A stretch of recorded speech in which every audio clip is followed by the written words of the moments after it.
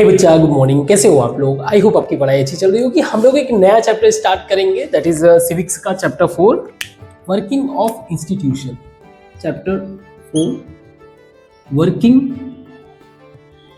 Of institutions. Now, अब तक हम लोगों ने डेमोक्रेसी देखा और हमें लगता है कि डेमोक्रेसी सिर्फ इलेक्शन का मतलब है। नहीं, democracy is not just about election. Democracy में इलेक्शन होता है और इलेक्शन के बाद एक सर्टेन गवर्नमेंट फॉर्म होता है। अब इस गवर्नमेंट को अपने जो भी कह लो प्रॉमिसेस किए हुए हैं या जो भी इन्होंने लोगों को सर्विस प्रोवाइड करने का डिसीजन लिया था, उसको यानी कि government have to work through institutions. तो डेमोक्रेसी का मतलब क्या हो गया? डेमोक्रेसी का मतलब ये हो गया कि डेमोक्रेसी का मतलब आप कह सकते हो, डेमोक्रेसी मीन्स, अगर प्रॉपर वे से देखा जाए, डेमोक्रेसी का मतलब हो गया इलेक्शन प्लस इंस्टीट्यूशंस, इनके work. So that's what the chapter is. इसी के बारे में ये चैप्टर है। तो सबसे बड़ा क्वेश्चन है कि हमारे माइंड में ये क्लियर विजुअलाइजेशन होना चाहिए कि इंस्टीट्यूशंस होता क्या है। ठीक है, जब तक हम लोग ये नहीं समझेंगे तब तक बाकी सारी चीजें बेकार है। What is institution? See, institution एक तरह का बॉडी है। इंस्टीट्यूशन एक तरह का बॉडी है जो रूल्स और रेगुलेशन को फॉलो करता है। Follow rules and regulations, procedure को फॉलो करता है। फॉलो प्रोसीजर, जो एक सर्टेन प्रोसीजर मेथड बना होगा किसी काम को एग्जीक्यूट करने के लिए, उस प्रोसीजर को फॉलो करेगा। इस बॉडी होने के कारण इसकी रिस्पॉन्सिबिलिटी डिफाइंड होती है। Responsibility defined. डेमोक्रेसी में यही होता है ना कि अकाउंटेबिलिटी और रिस्पॉन्सिबिलिटी क्लियर होना चाहिए। इससे ये रिस्पॉन्सिबिलिटी डिफाइन होता है और इसके थ्रू जो है, आप ये भी कह सकते हो, पावर सेपरेट होता है। Power not concentrate. इसके थ्रू हम लोग पावर कंसंट्रेट नहीं होने देते। जैसे एग्जांपल के लिए, अब ये बॉडी कैसा हो सकता है, पहले इसको विजुअलाइज कर लो। इसके हमने प्रोसीजर के बारे में तो बात कर लिया। अब बॉडी कैसा हो सकता है? मान लीजिए कोई एक पोस्ट हो, वो एक तरह का जो है इंस्टीट्यूशन माना जा सकता है। For example PM. आप इसमें समझो, ये किसी पर्सन को रिप्रेजेंट नहीं कर रहा है, ये उस इंस्टीट्यूशन के पोजीशन को रिप्रेजेंट कर रहा है। तो ये पीएम एक पोस्ट हुआ। सेकंड, मान लीजिए कोई एक ऑफिस हो, पीएम ऑफिस, पीएमओ होता है। मान लीजिए कोई अदर कोई ऑफिस है, ये भी एक इंस्टीट्यूशन बॉडी, इस बॉडी में कंसीडर कर लो आप। कोई कमेटी है, मींस आपको एक ऐसा विजुअलाइज करना पड़ेगा कि कोई एक ऐसा इंस्टीट्यूशन है जो पर्सन के पॉइंट ऑफ व्यू से ना डिफाइंड हो, उसकी खुद की एक रिस्पॉन्सिबिलिटी हो। जैसे पीएमओ हो गए, होम मिनिस्ट्री हो गया, है ना, कोई पर्टिकुलर हॉस्पिटल हो गया, तो मींस इनका एक वर्क जो है, रिस्पॉन्सिबिलिटी जो है डिफाइंड होता है। क्लियर? अच्छा, इससे होता क्या है? इससे इंश्योर होता है, दिस इंश्योर, अगर आप ध्यान से फील करोगे, this ensure continuity of work. आप समझो, कोई अगर मान लीजिए पीएम पोस्ट पर है, कल को अगर नए पीएम आ गए तो भी पीएम का काम वही रहेगा, मींस प्रॉपर्ली डिफाइंड होगा। ये क्लियर है? तो ऐसे तीन मेजर इंस्टीट्यूशन है, three major institution in democracy, three major institution.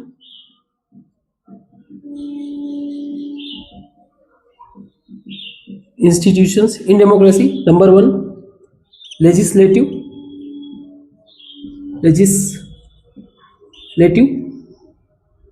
ये क्या काम करते हैं? ये एक इंस्टीट्यूशन है जिसका काम होता है लॉ मेकिंग का, law making work, law making, और बहुत सारी बातें इसमें और भी हो सकता है, डिस्कशन वगैरह, डिबेट वगैरह, ये सारी चीजें होती है ना। सेकंड आपका एक इंस्टीट्यूशन होता है एग्जीक्यूटिव, जिसका वर्क होता है वॉट एवर लॉ मेक, जो लॉ बन चुका है उसको इंप्लीमेंट करना, मीन्स लॉ को इंप्लीमेंट करना, एग्जीक्यूटिव। जैसे पीएम ऑफिस, पीएम एक एग्जीक्यूटिव में आते हैं, लेकिन अगर यही पीएम, ये मैंने कई बार डिस्कस भी कर रखा है, लेकिन यही पीएम जब एक लेजिस्लेटिव यानी कि पार्लियामेंट में बैठते हैं तो वो मेंबर ऑफ पार्लियामेंट की तरह होते हैं, है ना। नाउ थर्ड हमारा जुडिशियरी। जुडिशियरी ये चेक करता है कि अगर लॉ अगेंस्ट कॉन्स्टिट्यूशन है तो उसको ये कैंसल भी कर सकता है, इट कैन कैंसल, मींस ये प्रोटेक्ट करता है, प्रोटेक्ट राइट्स जो कहां दिए हुए कॉन्स्टिट्यूशन में। तो ये हमारे 3 मेजर इंस्टीट्यूशंस है, बट ऐसा नहीं है कि सिर्फ यही 3 है। डेमोक्रेटिक कंट्रीज में इंस्टीट्यूशंस ही बहुत सारे होते हैं। जैसे एग्जांपल के लिए आप डीएम ऑफिस को भी एक इंस्टीट्यूशन समझ सकते हो, आप एक पुलिस स्टेशन को एक इंस्टीट्यूशन समझ सकते हो। तो एक तरह से आप कह सकते हो कि जो गवर्नमेंट का वर्क होता है, government work divided and assigned to different institution, कई सारे अलग अलग इंस्टीट्यूशंस को वो काम असाइंड होते हैं, ठीक है। इससे होता क्या है, इससे जो है जो गवर्नमेंट वर्क मतलब गवर्नमेंट का पावर है ना, this prevent concentration of power. इसके कारण जो है पावर का एक जगह कंसंट्रेशन नहीं होता है, और इसी के कारण जो है नो डिक्टेटरशिप। आप डेमोक्रेटिक कंट्रीज में डिक्टेटरशिप होने के चांसेस इस तरह से रिड्यूस हो जाता है। तो आप देखो पावर कंसंट्रेट नहीं होता है क्योंकि अलग अलग इंस्टीट्यूशन से। एक चीज और बेनिफिट आप कह सकते हो, थ्रू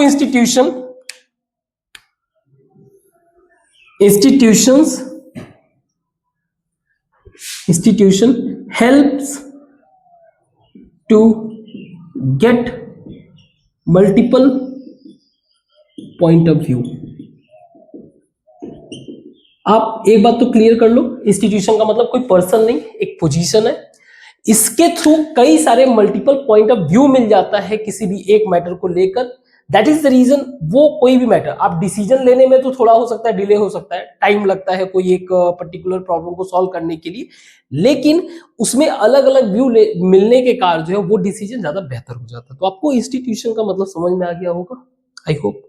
नाउ एक चीज हम लोग एग्जांपल से समझते हैं कि इस स्ट्रक्चर में डिसीजन होता कैसे, डिसीजन कैसे लिया जाता है। सो एक एग्जांपल लेते हैं, एग्जाम्पल से समझते हैं तो समझ में आएगा। 13 अगस्त 1991, 13 अगस्त 1991 नहीं 90, आप एक बार देख लेना, ये चीज डेट क्लियर कर लेना बुक में। इस दिन एक ऑफिस मेमोरेंडम इशू किया गया, गवर्नमेंट ऑर्डर या कह लो ऑफिस मेमोरेंडम इशूड। इस दिन एक ऑफिस मेमोरेंडम इशूड किया गया। ऑफिस मेमोरेंडम का मतलब एक तरह से ये office notice for different office, मतलब इंटरनल नोटिस कह लो, डिफरेंट ऑफिस है ना, या कह सकते हो internal notice.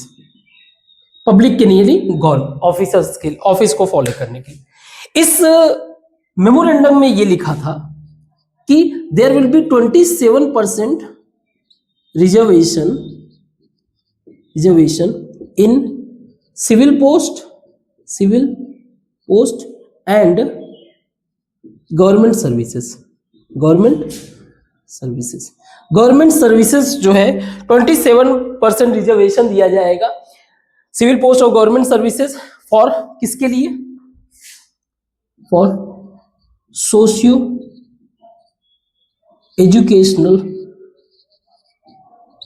Educational backward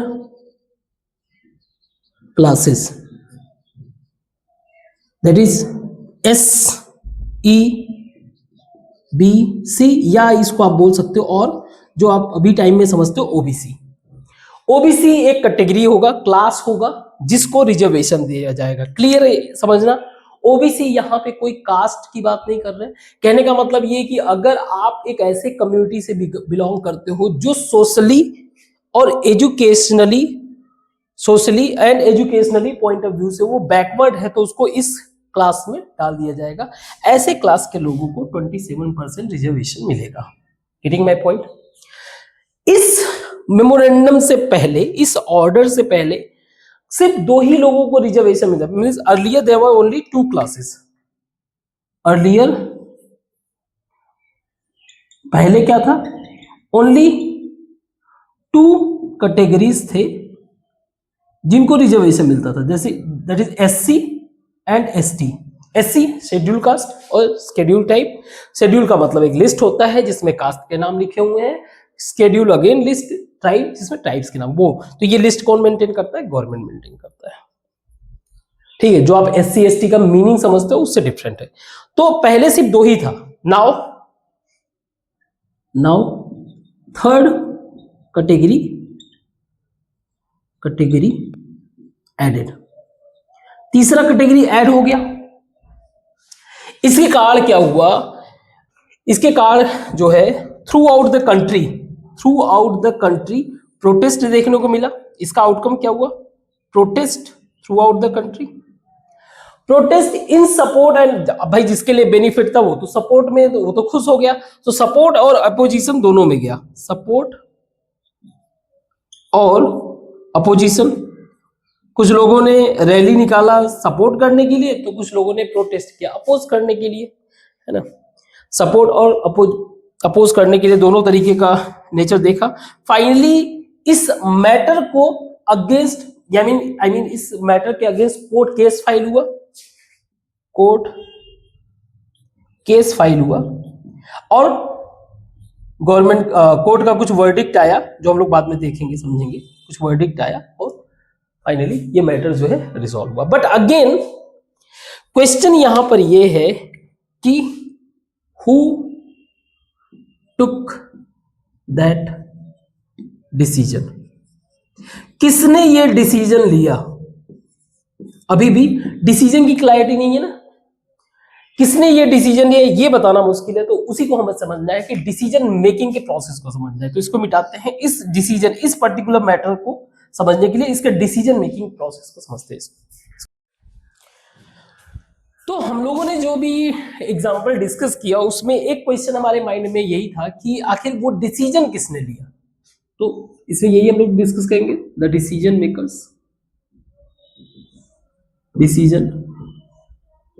makers. तो पहला क्वेश्चन यही है कि was that decision taken by a single officer? Was that decision taken by an officer? किसी एक ऑफिसर ने वो डिसीजन लिया था? आंसर हमें पता है कि आंसर इसका नो है, हमें ये क्लियर पता है वैसे भी। तो फिर डिसीजन लिया कैसे जाता है? आप समझो कि जब बात करते हैं डेमोक्रेसी का, सो डिसीजंस इन डेमोक्रेसी के अंदर जो डिसीजन लिए जाते हैं, डेमोक्रेसी आर एन आउटकम या कह लो result of long institutional process, एक बड़ी ही लॉन्ग इंस्टीट्यूशनल प्रोसेस होता है, धीरे धीरे तब जाके एक रिजल्ट के फॉर्म में उसको हमें देखने को मिलता है। जैसे अगर हम लोग अपने ही एग्जाम्पल को पिक करें, इस कहानी का पूरा शुरुआत होता है 1979 में। 1979 में जब गवर्नमेंट ऑफ इंडिया, जिसको अगली बार मैं GOI लिखूंगा अगर लिखना पड़ा तो, गवर्नमेंट ऑफ इंडिया ने एक कमीशन अपॉइंटमेंट किया, appointed second backward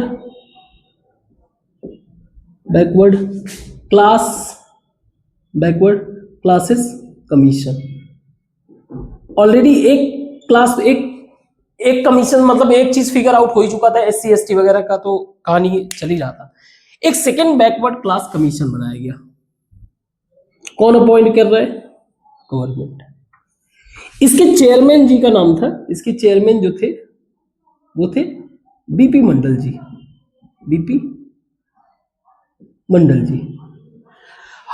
that is the reason इस कमीशन को बोला गया मंडल कमीशन। इसको बोला गया मंडल कमीशन। ना इनका काम क्या था? अब ये कमीशन किसी एक व्यक्ति तो थे नहीं, इसमें कई सारे लोग थे। अभी इसके चेयरमैन थे तो उनके नाम से ये जाना गया। इसका पर्पस था, आप कह सकते हो एम जो है, एम था identify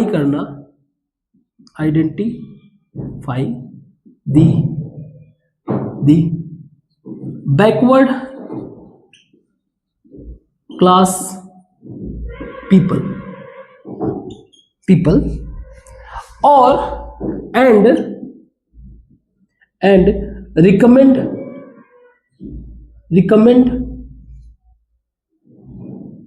recommend the ideas for their upliftment।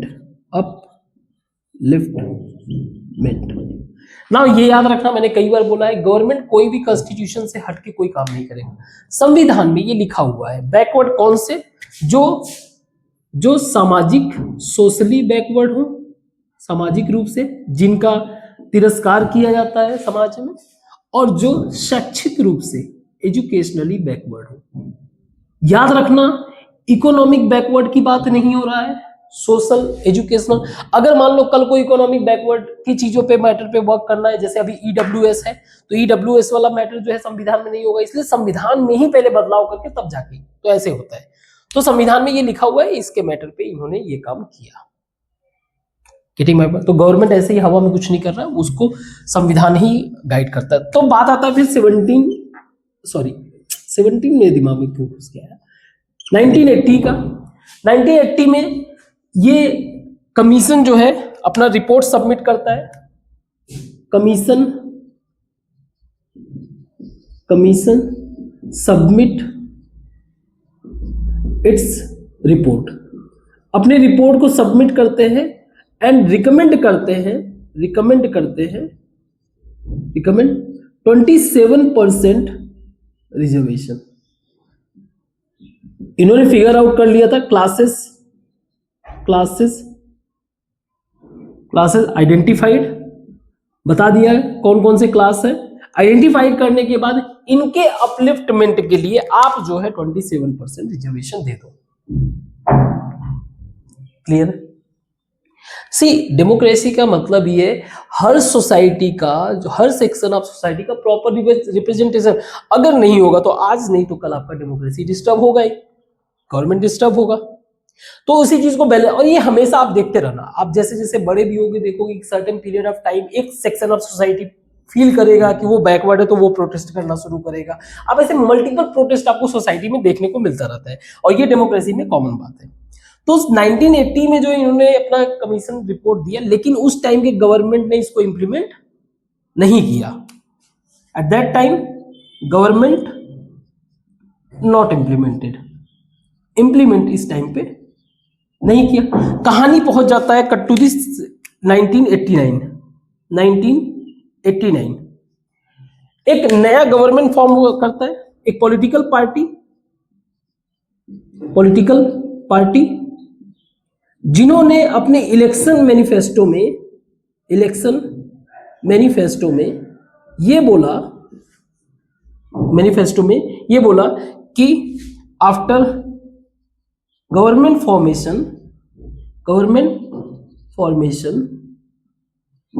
We will implement Mandal commission report. Mandal commission का जो रिपोर्ट है उसको इंप्लीमेंट करेंगे। तो नया गवर्नमेंट फॉर्म हुआ जो उस गवर्नमेंट के जो पीएम थे वो थे पीएम बने वीपी सिंह जी, ये पीएम बने। पीएम बनने के बाद, क्योंकि ये शुरुआत में तो मेंबर ऑफ पार्लियामेंट ही बनेंगे, मेंबर ऑफ पार्लियामेंट, तो इन्होंने प्रेसिडेंट ने 1990s के ही टाइम पे president in parliament announced that our government going to implement Mandal commission report. अब यहां पे थोड़ा सा आप इसका पार्लियामेंट का आप रोल समझो। Parliament is not only place for making the law, सिर्फ लॉ मेकिंग का काम नहीं हो रहा, वहां पे हर एक छोटी छोटी बातों को डिस्कस भी किया जाता है। जैसे हुआ क्या, प्रेसिडेंट का पहले आप प्रेसिडेंट का मतलब समझो। प्रेसिडेंट ये प्रॉपर वे से कॉन्स्टिट्यूशन में लिखा हुआ है। प्रेसिडेंट जो है हमेशा काउंसिल ऑफ मिनिस्टर के एड और एडवाइस, काउंसिल ऑफ मिनिस्टर जो एक ग्रुप है, आगे चल के आप देखोगे, जिनके हेड होते हैं पीएम, उनके एड और एडवाइस पे ही वर्क करेंगे। तो ये जो प्रेसिडेंट ने कहा तो ऐसे तो नहीं था कि उनका मन हो गया और कह दिए। उस टाइम पे वीपी सिंह जी का गवर्नमेंट था, उन्होंने कहा कि प्रेसिडेंट जी हम ये काम करना चाहते हैं। प्रेसिडेंट जी ने वो चीज पार्लियामेंट में कहा। पार्लियामेंट में कहने का मतलब ये था कि उन्होंने इस रिपोर्ट को पार्लियामेंट में रखा। अब इस रिपोर्ट पे क्या हुआ, आपस में डिस्कशन हुआ। डिस्कशन होने के बाद जो है, अब डिस्कशन होने के बाद इन्होंने वोट कराया होगा या नॉर्मली जो भी, फाइनली जो है डिस्कशन ओवर होने के बाद कुछ रिकमेंडेशन वगैरह लेने के बाद जो है गवर्नमेंट रेडी टू इम्प्लीमेंट। तो गवर्नमेंट इम्प्लीमेंट कैसे कर रहा है उसको समझते हैं। इसको जरा मैं मिटा दूं, थोड़ा सा जगह बना लूं, फिर समझो। सो पार्लियामेंट डिस्कशन जो हो रहा था on the basis of cabinet decision.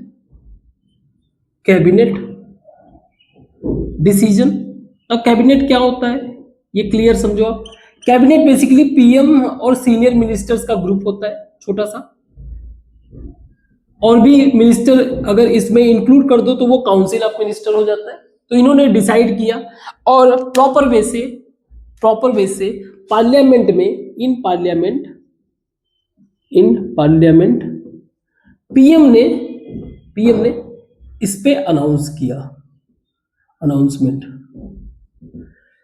होता क्या है। आप पार्लियामेंट का भी डिस्कशन देखोगे तो जो सीनियर मोस्ट ऑफ मेंबर्स होते हैं वो लोगों के क्वेश्चन का फाइनल जवाब देते हैं और इस तरह से डिस्कशन होता है। तो पार्लियामेंट में क्लियर जो है उन्होंने अनाउंस किया कि we are going to implement the okay. अब इस मुद्दे को यानी कि matter goes to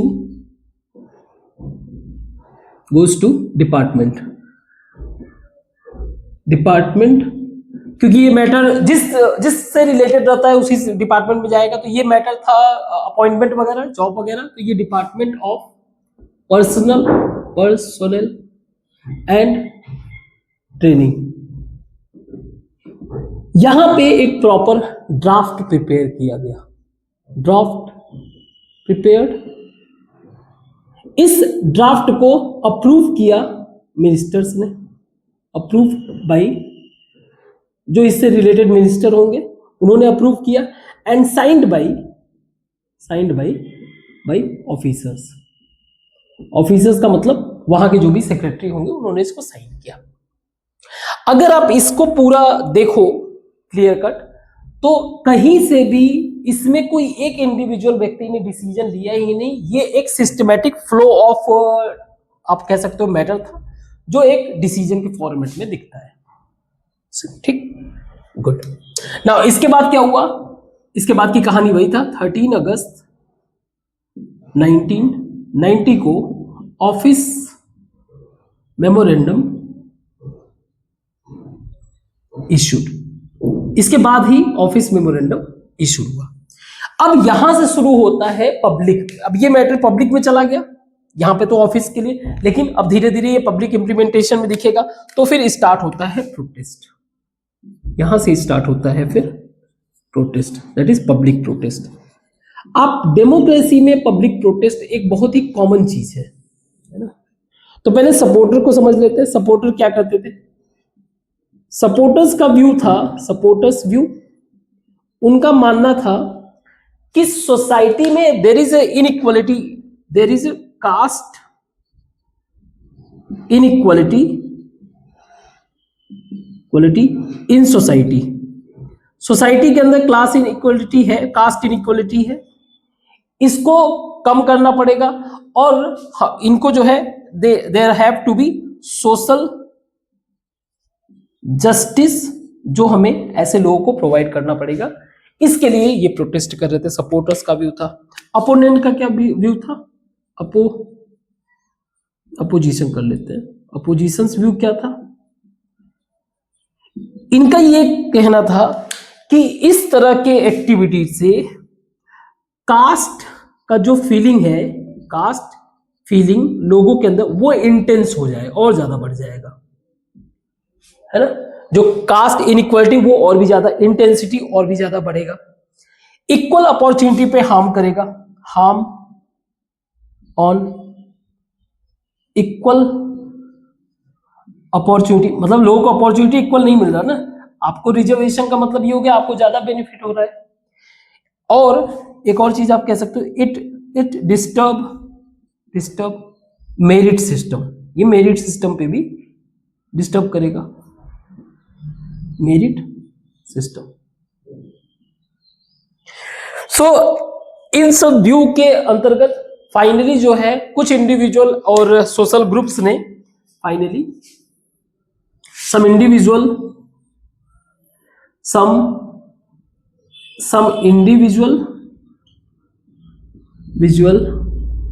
and groups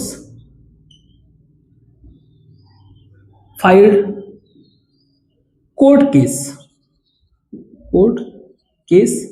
against this order। इस ऑर्डर के अगेंस्ट क्या किया गया? कोर्ट केस बना। तो एक बड़ा ही फेमस केस है, इंदिरा, नाम देख लेना आप लोग, इंदिरा साहनी एंड अदर्स, कई सारे लोग थे, versus union, that is government of India को क्या बोलते हैं? Union of India. 1992 ईयर भी देख लेना। कहां पे केस हुआ था? सुप्रीम कोर्ट में। Supreme court. इस केस की हियरिंग कितने जजों ने किया? इस केस की हियरिंग 11 जजों ने किया। 11 जजेस इस केस की हियरिंग, और वर्डिक्ट जो आया, फाइनल वर्डिक्ट जो आया उसको आप समझो। इन्होंने अपहोल्ड 27% रिजर्वेशन, इन्होंने अपहोल्ड किया कि हाँ जरूरी है 27% रिजर्वेशन। देखो इन्होंने डिसीजन कैसे किया, बोथ साइड अपना आर्गुमेंट रखे, खूब इंटेंस लेवल का आर्गुमेंट चला। इन्होंने अपहोल्ड किया कि गवर्नमेंट का 27% रिजर्वेशन देना जायज है, 27% रिजर्वेशन, एंड एडेड फीचर्स। एक फीचर जो ऐड किया वो क्या था? क्रीमी लेयर, यानी कि जो ओबीसी वेल ऑफ है, मतलब बेहतर है, जिनकी लाइफ सही है, वो इस बेनिफिट का फायदा नहीं ले सकते। Means OBC categories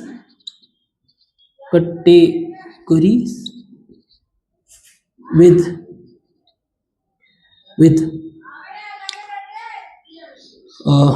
good social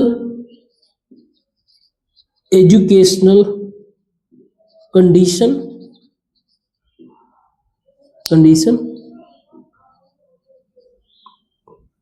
creamy layer एक तरह का ये क्या था, एक फीचर ऐड किया creamy can not take benefit. तो इसका बेनिफिट वो जो क्रीमी लेयर होंगे वो नहीं ले सकते हैं। क्लियर है?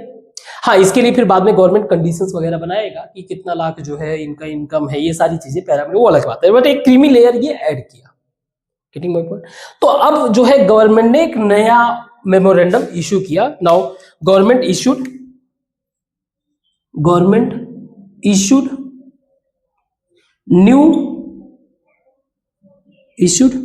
New office memorandum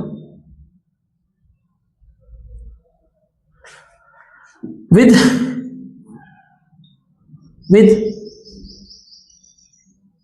added features of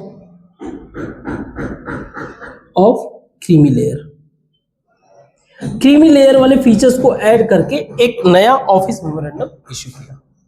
इस तरह से जो matter finally resolve. Getting my point? Good. तो यहां पे जुडिशरी का रोल भी समझ में आ गया कि अगर सोसाइटी में कोई प्रॉब्लम, कोई डिस्प्यूट क्रिएट हो जाता तो उसको कैसे सॉल्व करना है, ये सारी चीजें हम समझ गए। ठीक है, इसको मिटाते हैं और आगे डिस्कस करते हैं। तो ये सारे डिस्कशन से हम लोग एक बात समझ में तो आ ही गया होगा कि why do we need institutions.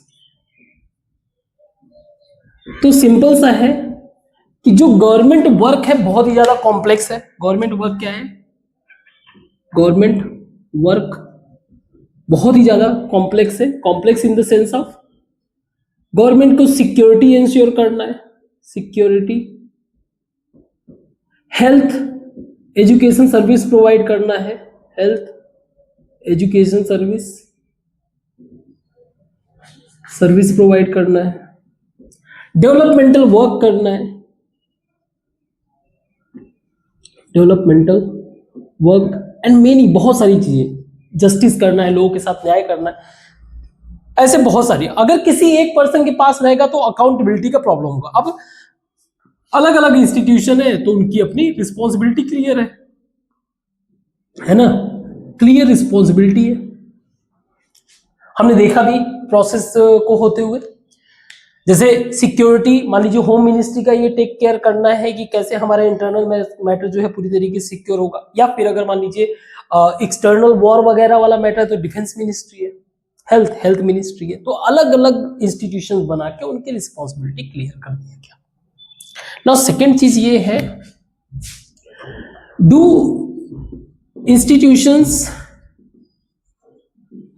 Institutions make process slow. क्या ओवरऑल प्रोसेस ये स्लो कर देता है? तो नो डाउट हमने देखा कि कमीशन कब अपॉइंट हुआ था, 1979 में, दिमाग में 17 घुस रखा है, 1979 में, और इंप्लीमेंट कब हुआ? 1993 में। फाइनली जो इंप्लीमेंट हुआ था 8 सितंबर 1993। आप क्रॉस चेक करोगे ये डेट वगैरह, वैसे इतना इंपॉर्टेंट नहीं है। खैर, क्या ये स्लो करता है? No doubt yes. क्यों? क्योंकि they have to follow rules, they have to follow procedure, they need consultation, discussion, बहुत सारी चीजें होती है, डिस्कशन, डिबेट, ये सारी चीजें इसमें आ जाती है। That is the reason ultimately क्या होता है, क्योंकि कहीं ना कहीं जैसे जब ये लोग इंप्लीमेंट किए उस प्रोसेस को, तो पब्लिक में इसको लेकर डिस्कशन, डिबेट सारा स्टार्ट हो गया था, प्रोटेस्ट स्टार्ट हो गया था। तो वो प्रोटेस्ट कहीं ना कहीं डिले करा रहा है, क्योंकि हर कोई अपना पॉइंट ऑफ व्यू रख रहा है। तो नो डाउट इंस्टीट्यूशंस जो है हमारा ओवरऑल जो एक्टिविटी होता है उसके प्रोसेस को स्लो कर देता है। लेकिन हमें एक बात समझना पड़ेगा, फास्ट डिसीजन जो होता है is not equal to good decision. ऐसा जरूरी नहीं है। समझ रहे हो कि फास्ट डिसीजन जो होगा वो गुड डिसीजन ही होगा, ऐसा जरूरी नहीं है। स्लो डिसीजन, इंस्टीट्यूशनल डिसीजन, इसमें multiple consent, multiple view involve रहता है, तो उसको बेहतर होने का चांस ज्यादा रहता है ना। इस बात की गारंटी नहीं है कि फास्ट डिसीजन जो है गुड डिसीजन, इसकी कोई गारंटी नहीं है, no guarantee.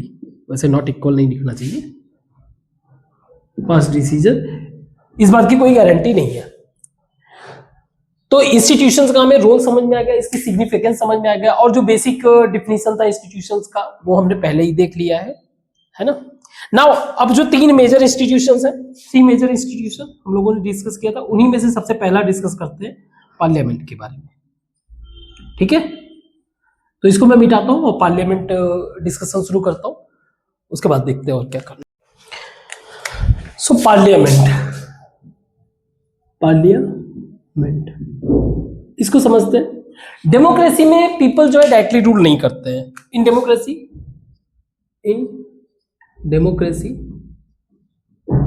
People do not rule directly. तो ये करते क्या है फिर? For that they elect their representative, और ये रिप्रेजेंटेटिव क्या होते हैं? इन्हीं को बोला जाता है member of parliament at national level. कहां पे? For national assembly. अब जरा पार्लियामेंट को थोड़ा सा डिटेल में अंदर घुस के देखते हैं। पार्लियामेंट बेसिकली तीन इंस्टीट्यूशंस का बना होता है। एक होता है लोकसभा। अब जब तक गवर्नमेंट के स्ट्रक्चर को नहीं समझोगे तब तक इसको भी नहीं समझ में आएगा। लोकसभा एक हो गया, दूसरा हो गया राज्यसभा, तीसरा हो गया तीसरे हो गए प्रेसिडेंट। ये तीन इंस्टीट्यूशन है जिसको जो पार्लियामेंट को रिप्रेजेंट करता है, तीन बॉडी। लोकसभा को आप बोल सकते हो लोअर हाउस, या फिर आप बोल सकते हो हाउस ऑफ पीपल।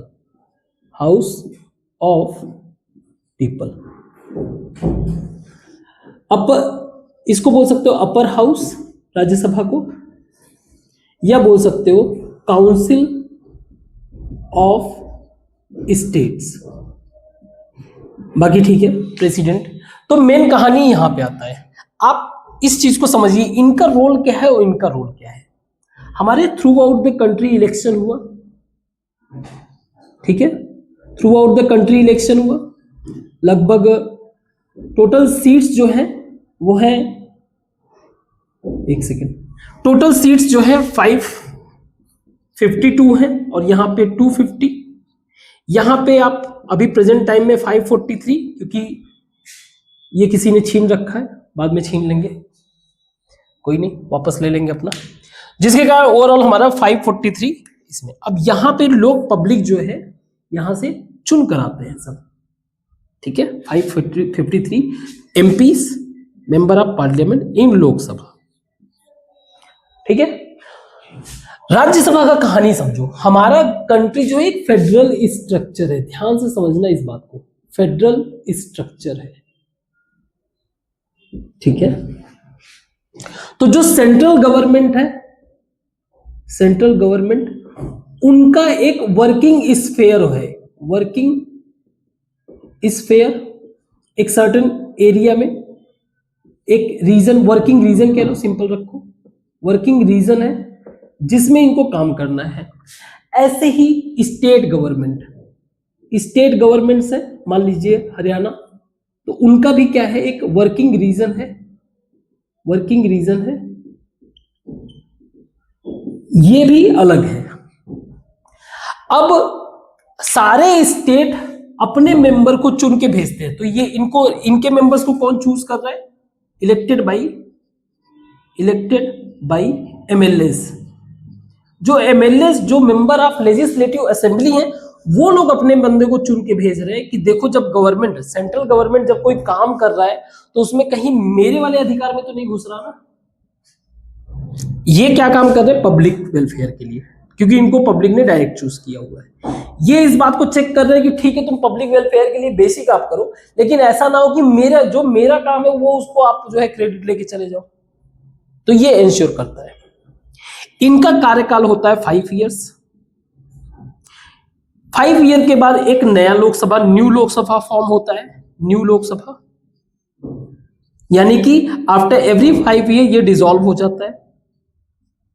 यहां पे ऐसा कोई काम नहीं है, ऐसा नो डिसॉल्व, कभी ये डिसॉल्व नहीं होता। क्योंकि आप समझो हमारे स्टेट तो हमेशा है ना, स्टेट अपना प्रेजेंटेशन तो रखना चाहेगा ना हमेशा। ऐसा तो नहीं है कि 5 साल बाद हमारा स्टेट ही खत्म हो जाए, स्टेट तो हमेशा नहीं, उनके रिप्रेजेंटेटिव तो हमेशा, तो कभी डिसॉल्व नहीं होता। हाँ, इनके जो मेंबर्स होते हैं उनका कार्यकाल होता है 6 ईयर एक मेंबर का। तो लगभग हर तीसरे वर्ष 1/3 जो है आफ्टर एवरी, तीसरा नहीं दूसरा 2 ईयर जो है क्या करते हैं, क्या बोलेंगे उसको, रिजाइन करेंगे, नहीं उनका कार्यकाल खत्म होता है, टर्म ओवर, उनका टर्म ओवर होता है। ठीक है, तो मेजर हम लोग इनके बारे में बात करेंगे पार्लियामेंट में रिप्रेजेंटेटिव के पॉइंट ऑफ व्यू से, लोकसभा के बारे में। इनका मेन फंक्शन हम लोग समझते हैं, ठीक है, मेन फंक्शन समझते हैं तो थोड़ी और क्लैरिटी होगी। इसको मिटाता हूं एक मिनट।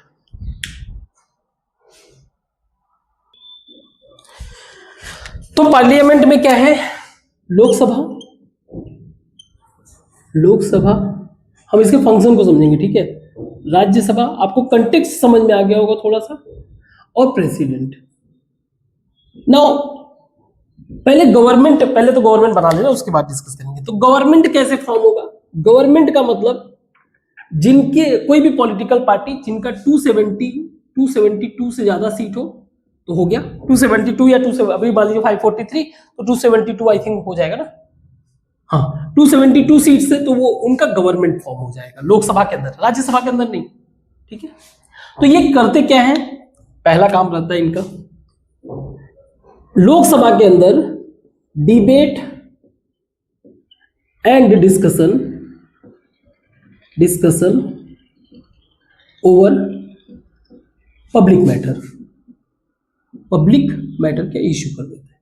पब्लिक इश्यू पे डिबेट और डिस्कशन होंगे, बाकी के सब क्या हो गए, अपोजिशन हो गए। तो एक गवर्नमेंट एक अपोजिशन आपस में डिस्कशन करेंगे, गवर्नमेंट और अपोजिशन, कोई एक मैटर रखा जाएगा उस पर डिस्कशन करना, ये नॉर्मल चीज होता रहता है। अच्छा, अगर उसमें भी आप मेन बात करो तो लोकसभा यानी पार्लियामेंट जो है supreme authority of law making. कहने का मतलब लॉ कैसे बन रहा है, लोकसभा में पहले कोई मैटर आया, अब बिना लॉ के तो कुछ कर ही नहीं सकोगे, लोकसभा में डिस्कशन होगा, वोट होगा, फिर मैटर जाएगा राज्यसभा में, फिर अगेन डिस्कशन होगा, वोट होगा।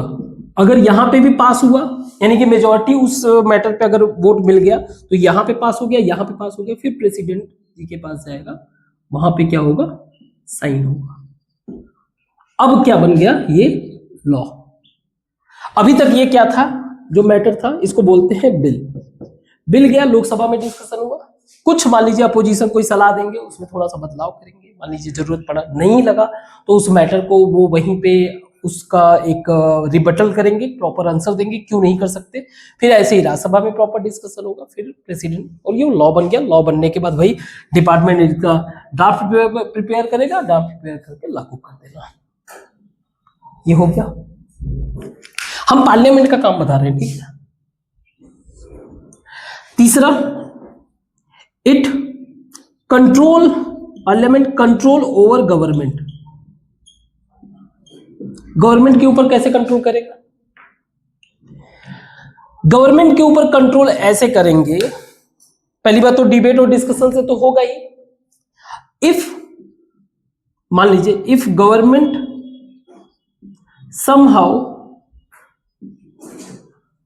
somehow fail in majority। मान लीजिए गवर्नमेंट का मेजॉरिटी डिस्टर्ब हो गया और अपोजिशन ने ये शो कर दिया, अपोजिशन ने नो कॉन्फिडेंस मोशन ले आए। मतलब पार्लियामेंट में डिस्कशन हो, मतलब किसी तरीके से पता चल गया यार उनके जो कुछ मेंबर ऑफ पार्लियामेंट वो हमारे समर्थक में है, वो भी गवर्नमेंट से कुछ नहीं, हम अपोजिशन वालों ने क्या किया, एक नो कॉन्फिडेंस मोशन ले। जब ये पास हो जाएगा तो government have to resign. Government को क्या करना पड़ेगा, रिजाइन करना पड़ेगा। ठीक है, गवर्नमेंट को क्या करना पड़ेगा, रिजाइन करना पड़ेगा। तो एक तरह से अपोजिशन इस पे कंट्रोल कर रहा है। और इससे बड़ी बात, कोई भी लॉ जब बनता है, कोई लॉ छोड़ो, कोई एक डेवलपमेंटल वर्क,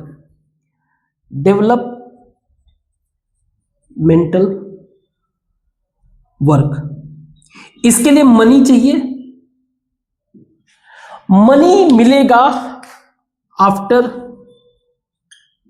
अ बिल पास इन लोकसभा के अंदर जब बिल पास होगा प्रॉपर वे से, तब जाके कहीं पैसे आप ले पाओगे। या कह लो ऐसे पार्लियामेंट ही रखते हैं, सिंपल। पार्लियामेंट में मनी से रिलेटेड ऐसा मैटर जो पैसे से रिलेटेड हो उसको बोलते हैं मनी बिल। मनी बिल से रिलेटेड कोई मैटर वो पास होने के बाद, अब अगर मान लो जो है उस मैटर के सपोर्ट में उतने लोग नहीं है तो बिल कैंसिल हो जाएगा। बिल कैंसिल का मतलब वैसे ही सपोर्ट में नहीं है तो ये शो कर जाता है कि आपका जो कॉन्फिडेंस है वो नहीं है और सारा का सारा गवर्नमेंट डिसॉल्व हो जाता है। बट ये पैसे भी तो कंट्रोल कर रहा है ना। अब अगर आप इसको देखोगे, क्योंकि राज्यसभा का रोल हमें क्लियर है, लोकसभा का रोल भी क्लियर है, तो ये जो नो कॉन्फिडेंस मोशन है वो लोकसभा में ही पास होगा, लोकसभा में। ऐसे ही मनी मैटर से रिलेटेड कोई मैटर है तो लोकसभा के पास ज्यादा पावर है राज्यसभा से। राज्यसभा इसको 14 दिन के मैक्सिमम 14 डेज डिले कर सकता है। मतलब मैटर गया, डिबेट तो दोनों हाउस में होगा, ठीक है, नो कॉन्फिडेंस मोशन को छोड़कर डिबेट दोनों हाउस में होगा, लेकिन राज्यसभा ज्यादा से ज्यादा उस बिल को 14 दिन तक रोक सकती है। अदरवाइज लोकसभा में वो बिल पास होती है। ज्यादातर क्या होता है, लोकसभा में ही मेजॉरिटी रहता है और गवर्नमेंट अपना काम कर लेता है। आई होप आपको समझ में आया होगा पार्लियामेंट का वर्क। अगर ऐसे भी समझो आप, इसको एक प्रॉपर आवर वाइज में डिवाइड किया गया है। जैसे कार्यकाल इनका शुरू होता है सुबह के 11 बजे, 3 सेशंस होते हैं। एक को बोलते हैं बजट सेशन, यानी कि फरवरी में एक मीटिंग होता है पार्लियामेंट वालों का, जब आके डिस्कशन करते हैं, उसको बोलते हैं बजट सेशन। एक होता है आपका जुलाई में, जिसको बोलते हैं मॉनसून सेशन, और एक होता है आपका दिसंबर में जिसको बोलते हैं विंटर सेशन, नवंबर दिसंबर। ये डिपेंड रहता है गवर्नमेंट। हर एक सेशन में प्रोसीजर क्या होता है, सुबह 11 बजे मिलेंगे, 11 से 12 ओ क्लॉक, इसको बोलते हैं क्वेश्चन आवर। इस टाइम पर जो मेंबर ऑफ पार्लियामेंट है, एमपी जो है, गवर्नमेंट से रिटन क्वेश्चंस आस्क करते हैं, मतलब पूछते हैं, ठीक है। मतलब देंगे कि जैसे कोई एक रेलवे में नया प्रोजेक्ट चल रहा है, उसके डेवलपमेंट में सर कितना काम हुआ है, कितने लोगों को जॉब मिला है, कितना पैसा इन्वेस्ट हुआ है, या फिर किसी हेल्थ से रिलेटेड सर जो है कोविड का इश्यू हुआ था, कैसे आपने मैटर क्या क्या। आप पार्लियामेंट में झूठ नहीं बोल सकते हो, आपको प्रॉपर डेटा, तो एक रिटन आंसर भी मिलता है इस टाइम पे, तो मिनिस्टर अपना आंसर देते रहते हैं। 12 बजे से लेकर 1 बजे तक इसको बोलते हैं जीरो आवर। इस टाइम पर रैंडमली कोई भी मिनिस्टर, एमपी, एनी क्वेश्चन, इसके लिए proper no need in writing. ऐसा नहीं है कि प्रॉपर राइटिंग में नहीं, इमीडिएट कोई मैटर है आप तुरंत जो है 0 आवर में पूछ सकते हो, जो भी मुद्दा चल रहा है। कोई एक रैंडम इश्यू भी है, प्रॉपर आप इस सिस्टमैटिक आंसर नहीं चाहते, एक रैंडमली जो है पूछ सकते हो। हाँ, मिनिस्टर्स जो है ये बोल सकते हैं कि अभी तक इस मैटर में जानकारी नहीं है, ये सारी चीज चलता रहता है। इसके बाद जो है लंच हो जाता है, 1 बजे के बाद जो है लंच, और इसके बाद शुरू होता है agenda of that day, agenda of that day, यानी कि जो भी बिल वगैरह है, जो बिल वगैरह जिनको लॉ बनाना है, ये सारे मैटर पे डिस्कशन चलता है। सो इस तरह से पार्लियामेंट का प्रोसीजर चलता है। ठीक है, आई होप इसमें मैंने सब कुछ बता दिया।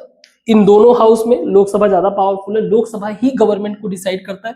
अगर ये जिन लोगों ने, जितने पॉलिटिकल पार्टीज मिलकर 272 सीट गेन किए हो, अगर ये कम हो गया तो इनकी मेजोरिटी खत्म। और अगर ऐसा थोड़ा सा भी हिंट मिलता है तो अपोजिशन तुरंत एक मोशन लेके आता है जिसको बोलते हैं no confidence motion, which only कहां पे आ सकता है, लोकसभा में। ठीक है, वो मोशन कहां पे आ सकता है, सिर्फ लोकसभा। अगर ये मोशन पास होता है तो जो गवर्नमेंट में है उनको रिजाइन करना पड़ जाता है। लोकसभा कभी कभी मान लीजिए वापस से कोई गवर्नमेंट नहीं बना पाया तो वो डिसॉल्व भी हो जाता है, एक नया इलेक्शन भी हो जाता है। जितने भी इश्यूज होते हैं उन सबको इंप्लीमेंट करने के लिए government have to pass the bill और मेकिंग द लॉज। इवन 1 रुपया भी निकालने के लिए, गवर्नमेंट का 1 रुपया भी खर्च करना है तो उसके लिए एक बिल बनाना पड़ेगा जो पार्लियामेंट में पास करवाना पड़ेगा। तो ये पार्लियामेंट में पास करने मतलब उस मैटर के ऊपर लोकसभा में डिस्कशन होगा।